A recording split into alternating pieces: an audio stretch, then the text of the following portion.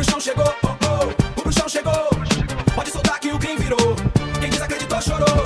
O bruxão chegou, oh, oh. O bruxão chegou, oh, oh. Quem das apostas pode anotar. Quando ele passa, alguém vai cantar. Bom, vamos começar então com o nosso brasileiro Alessandro Costa. Vamos colocar na tela para vocês acompanharem. Está aí o homem. Nonô entrando em short notice, chamado de última hora para encarar o Cody Durden. E, bruxo, luta no peso mosca. O Alessandro Costa muito ativo, assim como o seu adversário. Os dois, aliás, o brasileiro está vindo de 2 vitórias, enquanto o Cody está vindo de 1 vitória. E, em compensação, 4 derrotas seguidas. Mas é um duelo explosivo. E, realmente, eu não sei o que a gente pode esperar, cara. Porque o Nonô tá sendo bem favorito para essa luta, mesmo pegando em cima da hora. Isso me deixa um pouco com a pulga atrás da orelha, porque o Cody Durden é um veterano de altíssimo nível, já enfrentou todas as pessoas que você possa imaginar, treina na American Top Team e é duro na queda. Então eu te pergunto, o Nonô faz jus realmente a esse favoritismo ou tu acha que pode dar uma zebra aí? Cara, vamos lá. O Durden, ele é um cara que ele tá acostumado a apagar incêndios do UFC. Ele já não é uma novidade para ele aceitar lutas de última hora. Já aceitou lutas até com menos prazo aí. Para quem não sabe, ele é um exímio wrestler. Ele é muito bom nesse fundamento, tá? Ele tem aquela tatuagem do wrestler. E aquela tatuagem carrega uma mística por trás disso. Só é, entre aspas, permitido a utilização dessa tatuagem para quem é campeão All-América.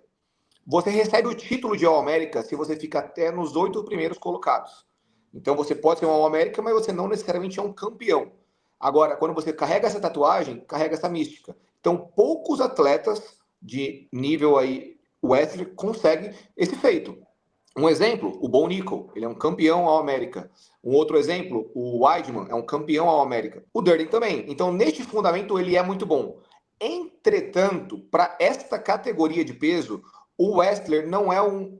Ou você é um clã do Khabib e tem um jogo muito eficiente de isometria ali, muito gás, muita força, porque essa é uma categoria que as pessoas conseguem sair, movimentar, é uma categoria que é muito movimentada. E o Nonô é um cara muito forte e também ele é um faixa preta de jiu-jitsu. Vai ser difícil colocar o Nonô para baixo, vai ser difícil estabilizar o Nonô e vai ser difícil ganhar posições.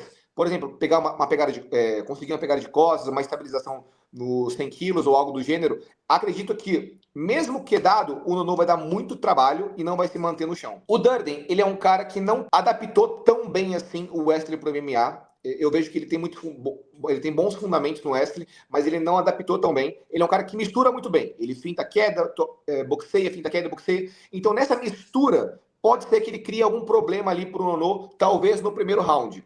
Mas eu acredito que a mão do Nonô vai entrar em algum momento. No último vídeo de análise que eu falei do Nonô, eu deixei claro um ponto. Eu falei que ele é um cara muito melhor do que ele se apresenta. E hoje eu acredito nisso muito porque ele estava fora de ritmo. Ele era um cara que as lutas caíam dele. Ele era um cara que ia lutar, acontecia algum problema ali, e a luta não acontecia, mudava de adversário. Enfim, ele não conseguia ter um bom ritmo de luta. E essas lutas que ele está fazendo em sequência agora, pegando lutas de última hora e tudo mais, eu acredito que está sendo muito vantajoso para ele. Ele vai desenvolver um ritmo bom de luta e ele precisa disso. Ele era um cara que estava sempre 1 segundo atrasado da decisão, sabe? Eu via que ele passava muita mão, ele vacilava em alguns pontos. Então eu acredito que esse ritmo vai ser muito bom para ele. E possivelmente veremos a melhor versão do Nonô, mesmo pegando de short notice. Então, tô com o Nonô nessa. Agora vamos partir para outro brasileiro, que será o Rian Gandra, que vai encarar o Zach Reese. Bruxão, como é que você vê esse confronto? Cara, vou ser sincero, bem sincero aqui. Me assusta sempre quando tem essa oscilação de odds, assim. Sempre me assusta. Mas, neste cenário em específico, eu nem consigo entender o motivo pelo qual o Gandra tá subindo de ódio. Sinceramente, o Gandra, pra mim, cara, quando casou essa luta, eu falei, cara, ele é um dos lockers absolutos. Entendeu? Tipo assim, não vi margem de interpretação para colocarem o Reese vencendo essa luta. Vamos lá, ele perdeu para o Michel Pereira, já praticamente no final de carreira ali. Foi decisão dividida ainda. O Gandra, ele é um cara que chegou no UFC pronto. Ele está sendo treinado forte ali pelo Johnny, que é o ex-namorado da Norma. E, cara, olha as performances que a Norma tinha com esse cara. Ele é um bom treinador, esse Johnny. Ele é realmente um bom treinador. Ele treina, inclusive, o Borrachinha. Ele tem um método muito eficiente. Gosto do jeito que ele treina os atletas dele. E o Gandra é um cara que ele cuida muito bem. Eu, de verdade, vejo o Gandra nocauteando no primeiro round de uma forma avassaladora. Ele é muito bruto, ele é muito forte, defende bem queda, tem um bom Gil, tem muito poder nas mãos, um striking muito bem polido. Ele não é um cara que se expõe, ele não é um cara que busca o nocaute o tempo todo. Ele é um cara que entende o momento certo do nocaute, ele constrói o nocaute, sem se expor, sem tomar golpes isolados, golpes desnecessários. O Reese, ele é um cara que, no melhor cenário, ele leva a luta pro chão. Esse é o melhor cenário pro Reese, neste confronto. Não vejo ele conseguindo de forma alguma conseguir uma queda no Gandra, e não vejo ele conseguindo fazer nada no chão contra o Gandra. Um cenário possível pro Reese vencer é o Gandra buscando uma queda e de costas pro chão, o Reese buscar um armlock ou um triângulo, que ele é bom nesse fundamento. Mas também não vejo o Gandra com um nível tão juvenil assim, a ponto de se expor dessa forma. Vejo essa luta se desenrolando em pé, e em pé, meu irmão, eu vejo a mão do Gandra entrando ali no primeiro round. No mais tardar, no segundo, ele administra o primeiro round ali e tal. Mas, sinceramente, eu acredito que vai ser um KO no primeiro round, de uma forma brutal. Não entendo esse movimento de odds. Para mim, o Gandra permanece um dos principais lockers. Confio muito nesse cara. Defendi esse cara quando ele entrou no UFC. Já falei assim, olha, ele entrou pronto. Esse cara não veio pra brincadeira. Ele entrou pelo Dana White, contra The Series. Então, sinceramente, tô com o Gandra nessa e vai ser um passeio. No meu ponto de vista, vai ser um passeio. Bom, agora partindo para o nosso outro confronto, ainda no peso médio, Damian Pinas. Esse Damian Pinas é o Belal dos Estados Unidos, porque, né, Pinas, né, já entenderam como é que é, né? É o cara que tá todo mundo zoando quando fala o nome dele. Vai encarar o meu amigo, e eu não tenho vergonha nenhuma de dizer isso, não tenho problema nenhum, eu sou jornalista, dane-se que eu tenho que ser imparcial, mas o César Almeida, meu irmão, eu vou ter que te falar isso aqui, o Cezinho Almeida foi o cara, o único lutador do UFC, de todos os amigos que eu tenho, que me deu presente de casamento. Então esse cara aí mora no meu coração, já adianto. Não tem como eu ser imparcial nessa análise. Minha torcida é claramente pelo Cezinha, mas é uma lutadora. Eu sei disso. Então, só para citar esse fato aqui. Mas vamos lá, Bruxo. Como é que você vê esse confronto aí, César Almeida e Damian Pinas? O Pinas, ele é um cara da Nova União. Ele é um cara relativamente cru no MMA.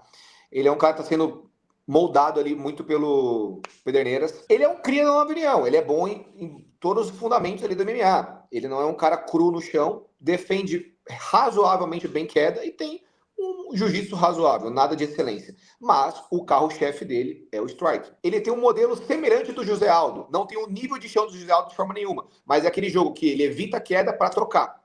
Ponto. Beleza. Esse é um casamento de estilos que o Cezinha não vai propor o jogo de solo. O Cezinha é predominantemente um boxer. Um kickboxer, na verdade. Muitos colocam que o Cezinha venceu o Poitin e tudo mais, tal. Primeiro, não venceu no Glory, tá? Ele venceu num torneio era um GP, né, se eu não me engano, né? E ele venceu na primeira luta, perdeu as duas revanches posteriores. Ele é um cara muito bom nesse modelo de kickboxing. Entretanto, lembra aquele lance que eu falo com vocês da adaptação de um esporte pro MMA? É diferente, tem gente que consegue adaptar muito bem. O Poitin, ele é um exemplo perfeito. Ele adaptou muito bem o kickboxing. Mas o Cezinha não adaptou tão bem assim o kickbox pro MMA. Existe um ponto a ser observado também aí. O Cezinha, ele pegou atletas que tinham um nível de wrestling ali razoável. Possivelmente, ele pode ter lutado com o freio de mão puxado, com medo de ser quedado e etc. Que foi o que aconteceu contra o Kopilov. O Kopilov, por exemplo, é um cara que é predominantemente um striking. Contra o Cezinha, ele buscou o jogo de solo. Ele não quis trocar com o Cezinha. E nos poucos momentos que ele trocou, ele tomou a pior. Então, o Cezinha é um cara que, no fundamento de trocação, ele é muito bom. Eu, até hoje, não vi o Cezinha lutando com alguém que só quis propor trocação com ele. Todos os caras que ele lutou tinham uma valência ali no wrestling. Então, possivelmente, ele pode ter lutado com o freio de mão puxado e não mostrou realmente o nível que ele tem ainda na trocação. É uma luta muito complicada, porque o Damian Pinas tem uma mão muito pesada. Aonde esse cara colocar a mão, vai machucar, vai apagar o cara. O Cezinha é um cara que aceita golpes. Ele tem uma leve semelhança ali ao jogo do Poitin, que é aquele cara que tem uma guarda um pouco baixa, que bota a cara, que tira no momento certo, ele confia na distância dele, nesse jogo de cabeça e tudo mais. Então é um cara que aceita a trocação, ele busca isso. Uma mão aqui entrar do Pinas, já era, é boa noite. Mas, se me perguntar quem é o melhor striking da noite, é o Cezinha, entendeu? O Cezinha é o melhor striking. A odd tá favorável, tá colocando o favoritismo do lado do Pinas. Mas o melhor striking é o Cezinha. E essa luta vai se desenrolar onde? Em pé, mano. Não vai se desenrolar no chão, tá ligado? Ninguém vai propor o jogo de solo. É uma luta muito complicada de palpitar. Sinceramente, ela é muito complicada. Pode acontecer de tudo. A primeira mão que entrar de alguém, o outro vai cair. Não me surpreenderia em absolutamente nada o Cezinha vencer essa luta. E pelo fato dele estar como underdog, talvez tenha valor ali, sabe? É uma luta que eu prefiro ficar de fora. Num palpite mais consciente, eu vou que essa luta não dura 3 rounds. Eu acredito até que essa luta cabe no primeiro ou no mais tardar ao segundo. Não vejo essa luta indo pro terceiro round, nem terminando com decisão dos juízes. Então, na segurança, eu vou que não dura 3 rounds. Porque colocar um vencedor aí é puxado. Vamos partir para a próxima, Bruce, porque já falamos de César Almeida, já falamos dos brasileiros, agora vamos para a primeira luta de estrangeiros do UFC na noite. E eu estou falando Tracy Cortez e Won Kong. Gosto muito do jogo da Tracy Cortez. Ela venceu a Jesuda Vícios, que é uma atleta muito boa nesse fundamento de wrestling também, de luta agarrada, grappling, jiu-jitsu, enfim. A Wong, ela chegou no UFC com uma narrativa de pegar a Valentina. Então, eles colocaram muito essa narrativa, porque a Kong já venceu a Valentina no modelo de kickboxing e tudo mais. Quiseram impulsionar isso. A merda foi ela ter perdido para Gabriela Fernandes, entendeu? Aí mudou totalmente a narrativa da história. Porque iam colocar casamentos de estilos favoráveis a ela para ela chegar lá numa disputa de cinturão. Então colocaram strikings contra ela. No momento que estão colocando grapplings contra ela, esse é o grande problema. Ela não tem esse nível ainda, sabe? Ela entrou no MMA, beleza. Ela provavelmente está treinando muito wrestling, luta agarrada, defesa de queda, com toda certeza. Só que não dá para alguém chegar agora e conseguir defender umas quedas de uma Tracy Cortez da vida, entendeu? Que faz isso com uma excelência há muito tempo. Tem um controle posicional absurdo. Ela é muito forte. Cara, se você assiste uma luta dela, você vê a perna dela, ela tem uma puta perna musculosa mesmo ali. E, cara, isso traz com ela um peso muito forte ali no quadril. O quadril dela é muito pesado. A partir do momento que ela consegue uma queda, cara, ela estabiliza durante os 5 minutos, entendeu? Se ela conseguir no minuto 1, ela estabiliza o round inteiro. E aí, ela cansa? Não, ela não cansa. Ela não faz isso por 3 rounds, ela faz isso por 5 se deixar. Ela tem um gás impecável, entradas de quedas limpas, controle posicional. Não é nada ruim no modelo de striking. Ela tem um striking, talvez, não coloco de igual para igual com a Wong, porque a Wong realmente, ela nesse fundamento, ela é muito boa. Só que para a Wong conseguir um nocaute ou bons golpes ali e tudo mais, a Wong precisaria ter uma leitura de luta perfeita contra a Cortez, fazer isso durante bons minutos ali do round, para ela conseguir ter uma leitura exata, para ela conseguir se expor, contra-golpear, porque ela é mais uma contra-golpeadora do que aquela pessoa que busca realmente o contato. Eu não vejo a Tracy dando essa oportunidade, dando esse tempo de estudo para Cortez, para Wong, sabe? Tipo assim, eu vejo a Tracy fintando, trocando ali. No momento que a Cortez se sentir levemente confortável para melhorar um pouco o seu jogo, soltar mais a mão, é o momento que a Tracy vai quedar. Eu não vejo a Tracy deixando margem para tomar uma mão, entendeu? E mesmo ela tomando uma mão, não vejo a Tracy sendo nocauteada, caindo babando no chão, não. Eu vejo ela falando assim, pô, realmente, a mão dessa mulher aqui é pesada, vou focar agora somente no wrestling. E se ela fizer isso, ela vai quedar a Wong.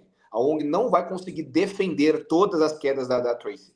Não, se ela foi criada pela Honda, cara. A Honda é muito boa no fundamento. Ela é. Só que ela é uma atleta que cansa. Já tem uma deficiência no gás ali. A gente já sabe disso. Ela é uma atleta boa nesse fundamento, mas ela não está no nível da Tracy ainda. Não tá. A Tracy, ela é top da categoria há muito tempo. Sim. E vai se manter. Sinceramente, eu vejo esse casamento de estilos totalmente desfavorável para o Wong. Eu adoro essa Wong como atleta, cara. Praticamente todas as lutas que ela performou, eu comprei ela e deu certo. Até mesmo quando ela perdeu ali para Gabriela, ela era uma das minhas principais lockers do card e ela tava amassando naquela luta, ela vacilou. E outro ponto, essa derrota dela virou uma chave ali nela, porque se você for perceber, nas lutas anteriores dela, ela chegava com uma soberba gigantesca, fazendo piadinhas no meio da luta, etc e tal. Tomou uma ali, acordou, voltou mais resiliente, voltou melhor, voltou com mais consciência de octógono, não se expõe tanto, faz o beabá ali para vencer. Mas quando ela pega grapplings, ela se dá mal. A Duda quase estragou a festa dela ali naquela luta. A Duda só não finalizou ela porque ela estava cansada, irmão. Só porque estava cansada. No terceiro round já teve outra oportunidade ainda. Então, sabe, é uma situação que eu não vejo a Wong conseguindo defender as quedas da Tracy. Da Tracy, não. Se fosse uma outra atleta ali, eu poderia até pensar, ter uma margem e tal. Mas da Tracy, difícil demais. Então tô com a Tracy nessa. E eu acredito que a Tracy começou como underdog e agora ela tá como favorita. Se eu não me engano. Eu acho Ou que ela ela já tá quase permanece. virando favorito. Tá quase Acho que virando, né? Então, tô com a Tracy nessa. Underdog ou favorito, tô com ela. Vamos para nossa próxima luta, que será o Kai Kamaka, terceiro, contra o Luke Riley, bruxo. Cara, pra mim o Luke Riley é um dos principais lockers desse card. Gosto muito do jogo dele. Acredito que o Kai Kamaka não tem nível de UFC. Esse cara ele foi recontratado no UFC. A ideia era ele passar o carro na luta que ele pegou. Foi uma decisão muito apertada, foi uma luta muito apertada. Sinceramente, eu não vejo forma alguma do Kai Kamaka vencer o Luke Riley. O Kamaka, ele prioriza a luta em pé. E nesse fundamento o Riley é muito bom. Tem trocação de excelência, mão pesada, poder de nocaute, gás para durar 3 rounds, defende bem queda. Cara, ele é um cara completinho. Ele é não diria pupilo do Pimblet, mas por eles serem amigos, normalmente o UFC tá casando os dois juntos, né? Em caras juntos ali, para puxar a audiência de um com o outro, né? Para meio que mesclar. Quando acontece isso, a gente já consegue ter uma visão de que o UFC tá tentando impulsionar o Riley. Tá tentando criar uma narrativa para ele ali, para criar uma audiência boa na Inglaterra e tudo mais. Acredito que vai dar certo. É uma luta muito favorável pro Riley, entendeu? O Kakamaka vai propor o jogo em pé e é o carro-chefe do Riley. Não tem muito o que falar, não gosto do Kakamaka, acho ele um péssimo lutador, não tem nível de UFC, e para mim o Riley é um bom atleta, vai fazer barulho. Então, por este ponto, tô com o Riley nessa. Agora sim, um ex-campeão. Cody Garbrandt e o Andre Yanis. Cara, o Cody, ele é um cara que ele é predominantemente um wrestler, né? Ele é melhor nesse fundamento do que na trocação. Só que ele desenvolveu uma trocação absurda. Ele, nas últimas performances dele, nas quais ele se consagrou, foi pela trocação dele, não foi pelo wrestling. Sim. Só que as últimas performances dele, ele abandonou o striking, mano. Ele tá indo só pra derrubar. Contra o Long Shaw, ele buscou a queda a luta inteira, mas não arrumou nada. Não arrumou nada. Eu não sei o que deu na cabeça daquele chinês naquele dia, que o cara mirava no saco do Gambit o tempo todo. Mano, falou assim, mano, hoje eu vou aposentar esse cara. E ficou mirando ali, e, porra, acertou, pegou 2 pontos. O cara tomou dedução de ponto no segundo e no terceiro round, ou ele tomou 2 vezes no terceiro round, uma parada assim, né? E aí acabou que o Gambit venceu a luta porque ele acabou vencendo o primeiro round e ele botou pro chão. Eu não vejo o Yanis sendo quedado nessa luta. O Yanis, ele tinha uma deficiência grande no jogo de queda. Esse era o ponto mais deficiente dele. Só que, mano, ele mostrou uma evolução gigantesca contra o Daniel Marcos, que foi uma decisão dividida, que a luta lá, eu tava muito favorável ao Daniel. Foi uma decisão bem apertada. O Yanis mostrou uma grande evolução na defesa de queda. Depois ele pegou agora o Rick Simon. Cara, o Rick, ele é muito bom no wrestling. Muito bom mesmo. E ele tava vindo de ótimas performances. Ele conseguiu quedar o Yanis no primeiro round. No segundo round já foi muito mais difícil quedar. Quedou. No terceiro round ele tava morto. Ele usou tudo que ele tinha no primeiro e na metade do segundo round. Tudo. Depois do terceiro round ele tava morto. E o Yanis estava inteiro. Forte, batendo. Mão pesada. Foi um 10-8 porque ele esmagou o Rick Simon durante 5 minutos. Foi um passeio. O Rick Simon sobreviveu durante 4 minutos e 59 segundos. No último segundo, ele tomou uma burdoada que quase apagou. Quase ficou babando ali, quase deu tela preta. Poderia ter margem de interpretação de um KO ali? Poderia. Mas também estava faltando 1 segundo ali e tal. Acabaram deixando. E não discordo. Foi realmente um 10-8 ali. Claro, deram um empate. Mesmo se o Corey propor o jogo de wrestling, ele pode ter eficácia no primeiro round? Pode. Mas não vejo ele tendo êxito no segundo nem no terceiro. Ele vai cansar se ele tentar estabilizar o Yanis pro chão. O Yanis defende bem queda, não é um cara que fica morto lá no chão, de costas pro chão esperando, é um cara que tá sempre movimentando, tá girando. E o Gambit não é um cara que tem um jiu-jitsu de alto nível, a ponto do quê? De fazer uma transição, grampear e ficar ali nas costas trancado, de boa. Porque esse jogo de wrestling só tem eficácia, de fato, se você é um bom wrestling com uma boa noção de jiu-jitsu, que você mistura e descansa. O único cara que faz 5 rounds de wrestling isométrico chama Khabib Nurmagomedov, porque de resto, irmão, ninguém tem gás para isso. E o Corey não vai ter gás para isso.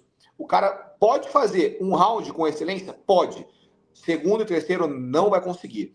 E se vocês querem um palpite mais agressivo ainda, na minha visão de luta, ele não vai quedar nenhuma única vez o Yanis. E o Yanis vai passar o carro no Corey. Veja um KO ou rápido no primeiro round, ou no mais tardar no segundo. Não vejo essa luta passando do segundo round. A mão do Yannis vai entrar e ele provavelmente tá vindo muito mordido ali pelas duas performances dele. Pô, uma decisão dividida e o cara praticamente apagar o cara no segundo round, no terceiro round, foi sempre com... Ele perdeu, mas com gostinho de vitória. Então agora acredito que essa é uma luta para ele mudar o cenário do jogo ali e voltar a criar um caminho ali, pelo menos top 5, top 10. Agora, Bruxo, momento que vamos ter que ver se o cara é de verdade ou não. Estamos falando do Gable Stevens, o pupilo de John Jones, que vai estrear, porra, contra o Elijah Edson. Cara, essa luta não tem nem muito o que falar, né, velho?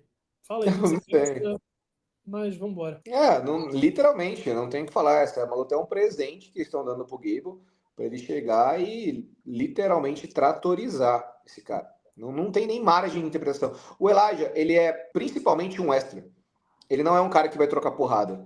Como ele vai quedar o Gable? Mas nem se ele tentar durante... Se ele ficar ali um ano lutando com o Gable, não queda. Não tem como, entendeu? São níveis completamente diferentes. É algo... Não dá. São muitos níveis de diferença nesse confronto. Se você me perguntar se você concorda com esse nível de favoritismo em odds, não concordo. Parece que o Gable tá entrando lá que não vai lutar contra ninguém. Esse tipo de favoritismo não deveria nem existir, no meu ponto de vista. Sim. Porque é MMA e 1 milhão de coisas podem acontecer. Mas em cenários técnicos, o Gable tá muitos níveis acima do Elijah. A gente está falando de um medalhista olímpico de greco-romana, né, irmão? Medalhista olímpico. Caralho, eu não sei se as pessoas têm noção do quão fudido é ser um medalhista olímpico. Da dimensão disso, né? Não, é um bagulho, porra, maluco. Vamos para a próxima, que essa eu quero falar. Essa aí eu tô curioso para ver o que vai acontecer. Robert Whittaker subindo de categoria para encarar o Nikita Krylov. Bruce, mais uma vez, semanas depois do UFC Casa Branca, estamos vendo um ex-campeão subindo de categoria para encarar um cara muito maior. Robert Whittaker, para quem não sabe, já foi meio médio. Lutou contra o Steven Thompson com 77 quilos. E naquela luta, ele estava menor que o Underboy. No peso médio, ele era menor que os seus adversários. Nunca foi um cara conhecido pelo seu físico grande e intimidador. Cara, vamos lá. Você colocou um ponto importante, eu ia falar isso, que o Robert ele iniciou a carreira dele com 77. Então, ele já foi considerado um pequeno para a categoria dos médios. Todo mundo falava isso, pô, ele é pequeno, não vai se criar. Chegou onde chegou. 93 quilos é uma outra parada. Mas, pelo casamento de estilos, eu vejo o Robert mais técnico. No melhor cenário, para essa luta, seria o Krylov buscar o jogo de chão e ficar por cima do Robert. Não vejo ele conseguindo quedar o Robert nem fudendo, muito por conta do baixo centro de gravidade do Robert, que ele é o cara... Nesse confronto, ele vai ser o cara mais baixo. O Krylov tem 1,91 e o Whittaker tem 1,82. A envergadura do Krylov é 1,97 e a do Whittaker é 1,87. Ou seja, é discrepante demais a questão da altura e envergadura. Então, o cenário mais claro para essas lutas se desenrolar vai ser na trocação. Porque eu não vejo o Krylov conseguindo ter êxito na queda ali. Pelo menos não num single leg, num double leg do meio da rua. Se ele conseguir alguma queda, vai ser ou num tempo exato, que é ali de um erro do Whittaker, que o Whittaker não é um cara que comete muitos erros, ele é um cara que joga muito no contra-ataque, ele golpeia de forma isolada, ele não é um cara que tem tanto volume de golpe. Ou uma queda na grade, mas eu não vejo o Krylov cercando o Whittaker e encurralando ele para chegar nesse ponto, sabe? Então eu vejo que vai ser muito difícil ele se aproximar do Whittaker para quedar. Possivelmente essa luta vai se enrolar na trocação. Na trocação, mesmo mais baixo, mesmo por outra categoria, o cara mais técnico é o Whittaker, cara. Ele tem um boxe de excelência. Uma mão que pegar no queixo do Krylov é adeus. O que ele pode apresentar para a organização ainda é menos do que o Whittaker, sabe? Mesmo o Whittaker já subindo de categoria, já fez tudo o que fez no médio, eu ainda vejo o Whittaker com mais fome, coisas a entregar para a organização, mais vitórias, performances boas para serem entregues, do que o Krylov. Eu vejo que o Krylov ele já bateu num teto há muito tempo, entendeu? Eu, sinceramente, não vi... Ele tava perdendo a luta pro Bukauskas. Pô, aquela luta foi horrorosa, foi ridícula. Horrorosa. O Bukauskas é um cara que eu já acho que ele tem um baixíssimo nível. O Krylov até então tava perdendo pro Bukauskas, entendeu? Conseguiu lá aquele KO no final do round, muito por conta do baixíssimo nível de luta do Faltando Bukauskas. 3 segundos para acabar a luta. É bizarro. Então, sinceramente, eu não vejo o Itaker perdendo essa luta, cara. Acredito que ele vai subir. Não é um cara que vai se criar nessa categoria. No meu ponto de vista, ali, 93 quilos é muita coisa. Ele vai vencer quando ele pegar casamentos favoráveis nessa categoria. A partir do momento que der um cara realmente legítimo à categoria, um nome forte, um almejante ao cinturão, já era. Ele não passa. Mas contra o Krylov, eu acredito que seja um casamento favorável. Então, tô com o Itaker nessa, vou acreditar no baixinho mais uma vez. Fechou? Mas vamos falar aqui agora do King Green contra o Terence McKinney. Vão trocar porrada, vão sair na mão na divisão do peso leve. E o Terence Bruxo é um grande favorito para essa luta contra o King Green, que está vindo de 3 vitórias seguidas nas suas últimas lutas. Cara, vamos lá. O Terence, ele é primariamente um wrestler, tá? Muitos acham que esse cara é um boxer, kickboxer, muito porque ele vai muito para essa briga, né? Ele gosta muito desse modelo de trocação e tudo mais. Mas o melhor jogo dele é o jogo de quedas. É o jogo de controle posicional e tudo mais. Mas ele não utiliza tanto, cara. Ele não é um cara que traz isso muito para MMA, não. Eu acredito que se ele for nessa mesma vontade, nesse mesmo ímpeto que ele vai com outros atletas contra o King Green, vai ser um abraço. Vai ser um abraço. O King Green, ele é um cara que tem uma noção de distância muito acima da média. Consegue esquivar bem ali e tudo mais. Muitos podem ouvir isso e falar, Renan, tá, mas e o Ruff? Cara, ele não viu o chute do Ruff. O Ruff conseguiu realmente induzir ele ao cruzado. Se vocês verem, o Ruff finta um cruzado e dá o rodado. Ele acreditou no cruzado. Ele ficou olhando, vindo o cruzado não veio e tomou limpo o rodado. Então, ele é um cara que, para vencer ele, nesse modelo de striking, tem que ser um Ruff da vida. É a mesma analogia que eu dou contra o Fiziev, sabe? O Fiziev é um striking muito bom, só que o Ruff, ele é esse cara que ilude, que ele cria uma finta e o cara cai. Agora, modelo de striking por striking, cara, ele é muito bom. Quando ele pega um cara que é predominantemente um striking também, ele tem muito êxito. Um exemplo, o Golden Boy, sabe? Olha o que ele fez com o Golden Boy. Muitos colocaram o Zé Huber naquele dia, cara, ele era um favorito papo de 1,20, 1,18, sabe? Era um favoritismo absurdo para ele aquele dia. Não lembro exatamente, mas era uma disparidade muito grande nas odds. E olha o que ele fez contra o Zé Huber. Por quê? O Zé Huber foi propor trocação contra ele. Quando você troca com o King, é difícil, porque ele é um cara que está sempre com a guarda baixa. É difícil encontrar ele de forma limpa. E quando você acha que você vai conectar, a mão dele chega primeiro. Ele te golpeia no momento que você vai golpeá-lo. Então, ele tem um tempo de contragolpe muito bom, muito eficiente. Eu tô com o King Green nessa. Acredito que o Terence não vai mudar o jeito dele de lutar. Acredito que ele vai para cima naquele ímpeto gigantesco dele. Vai para cima, mordendo o protetor bucal, e seja Deus quiser. E a mão do King vai entrar nesse momento. Não vejo o King tomando um nocaute do Terence. Não vejo o Terence botando o King pro chão. Mesmo se tentar propor, vejo o King defendendo queda ali e tal, se virando razoavelmente nesse modelo e levantando. A partir do primeiro minuto, segundo minuto, a luta já vai ficar bem mais favorável ao King. Se o Terence vencer, eu arrisco a dizer que ele vence só no primeiro minuto. Primeiros 40 segundos, vai. A luta ficou calma. O Bob Green se entendeu na luta. Acalmou os ânimos ali, a luta vai ser inteira do King Green. Pro Terence vencer, é aquele modelo dele louco. Chegou, apitou, I ready, ele vem, blau. Se acontecer isso, ele pode pegar o King Green. No momento ali de displicência do King Green, talvez, começo de round e tal. Mas não vejo isso acontecendo. O que eu acredito é que King Green vença.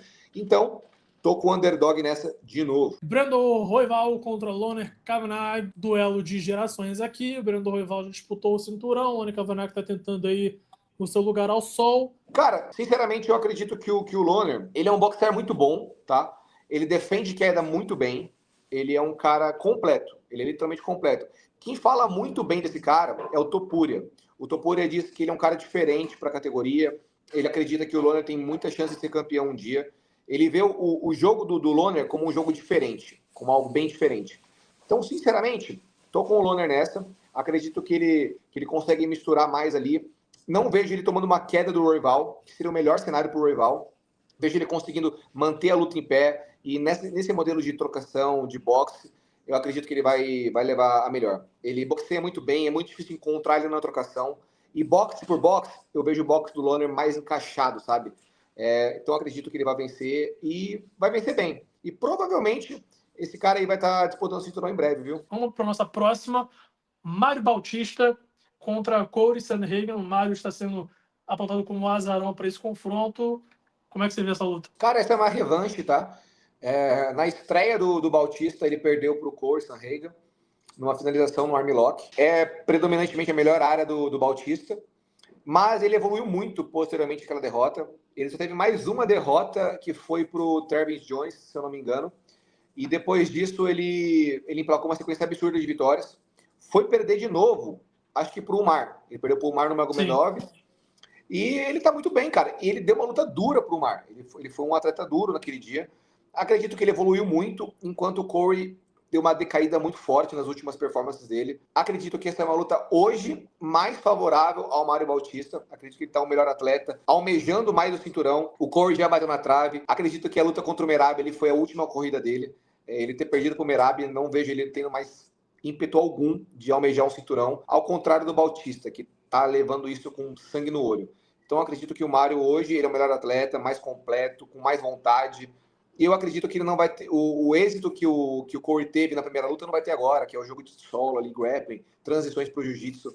Neste modelo hoje, acredito que quem levaria mais perigo seria o Bautista, entendeu? Então, acredito que hoje o Mário é o melhor atleta e tô com ele hoje. Tô com o underdog. Mais um underdog nessa noite que eu tô colocando como vencedor. Perry Pimblett e Benoit Saint-Denis vai ser um confronto muito duro e que o vencedor deve se tornar o próximo desafiante ao cinturão.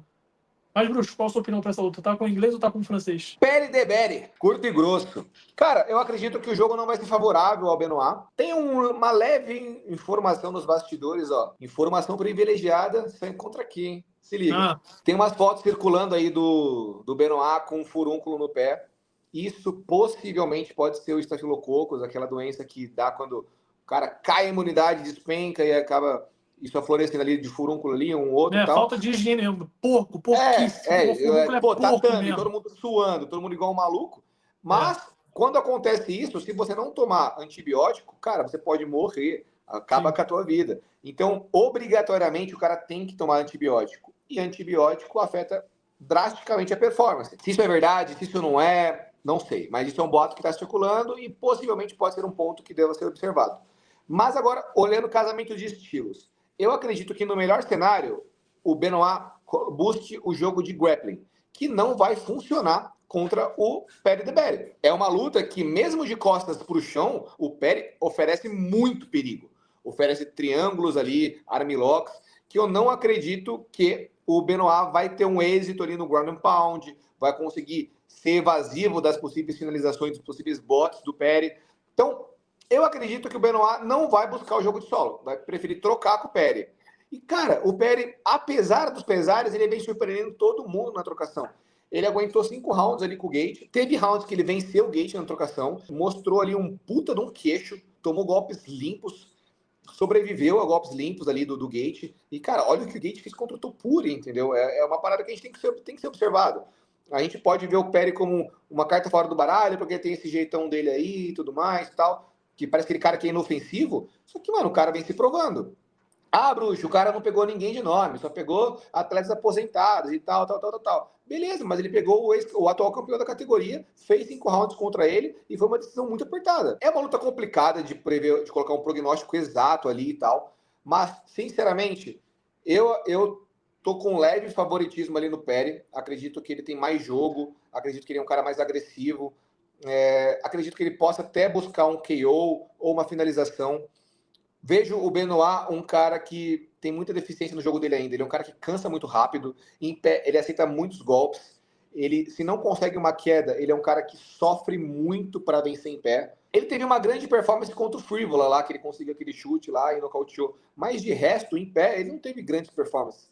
Todo mundo que não conseguiu quedar e propôs jogo de trocação com ele, azedou. Ele tava tomando um pau pro Dan Hooker, cara. Tava tomando um pau pro Dan Hooker. E aí o Dan Hooker propôs o jogo de grappling com ele lá, agarrou, tentou fazer uma finalização lá, que foi crucial para a vitória dele.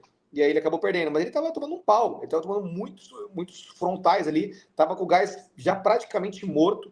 Então, sinceramente, o Benoit é um cara que tem muito nome, muita gente coloca ele com um nome muito grande, mas no meu ponto de vista ele é mais hype do que atleta. Então, tô com o Perry nessa luta, acredito que ele vai vencer. E mais um underdog. Vamos para nossa última luta? Seu palpite para essa luta. Conor vai chocar o mundo mais uma vez, né? Isso aí já não tem dúvidas. Vai ser o gorila com a coroa no final do card e tá tudo certo. É o padrão. É o rei sem coroa retornando. Alhamdulillah! Nossa.